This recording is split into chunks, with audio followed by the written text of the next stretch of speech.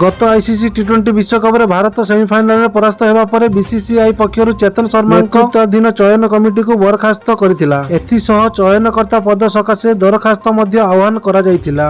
एही पद सकाशे सोमवार पूर्वतन बामहाती स्पिनर मनिंदर सिंह और ओडिशार पक्षरु अंतर्जातीय क्रिकेट खेलिथिबा शिवसुंदर दास आवेदन करिसंती।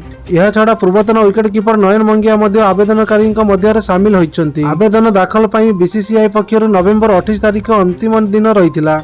विभिन्न पद सकाशे 50 रु ऊर्ध्व प्रार्थी आवेदन करथिले। सेमानंक मध्यरे 84 टेस्ट खेलिथिबा मंगिया, 35 टेस्ट अभिज्ञता रखिथिबा मनिंदर और 21 टेस्ट प्रतिनिधि करथिबा शिवसुंदर सबुठारु अभिज्ञ अछंती। पूर्वरु मध्य मनिंदर गत 2021 रे चयनकर्ता पद सकाशे आवेदन करथिले, किंतु सेतेबेले मदन लाल नेतृत्वाधीन क्रिकेट उपाध्यक्ष कमिटी सीएससी चेतन शर्मा को चयन करथिला। तेबे चलित थर पूर्वतन क्रिकेटर अजित अगरकर आवेदन करिसंती कि नाही सेने किछि जणा पड़ी नाही। जदि से आवेदन करिथांती ताहाले तांको चयन कमिटी अध्यक्ष कराजिबो बोली यथेष्ट संभावना रहिछि। यदि से आवेदन करिथांती ताहाले तांको चयन कमिटी अध्यक्ष कराजिबा यथेष्ट संभावना रहिछि, कारण तांको पाखर अन्य मानक तुलनाରେ अधिक अंतर्जातीय मैच खेलिबा अभिज्ञता रहिछि। उपरोक्त प्रार्थीଙ୍କ व्यतीत मुंबई सीनियर टीम चयनकर्ता सलील अंकल पूर्वतन विकेट कीपर शर्मीर दिगे और पूर्वतन बामहाती बैट्समैन विनोद कांबली मध्य चयन कमिटी स्थान पाइबा सकाशे आवेदन करिसंती। अन्य पक्षर वर्तमान पंजाब टीम रे बैटिंग कोच थिबा शिवसुंदर चयन कमिटी स्थान पाइबा अधिक संभावना रहिछि,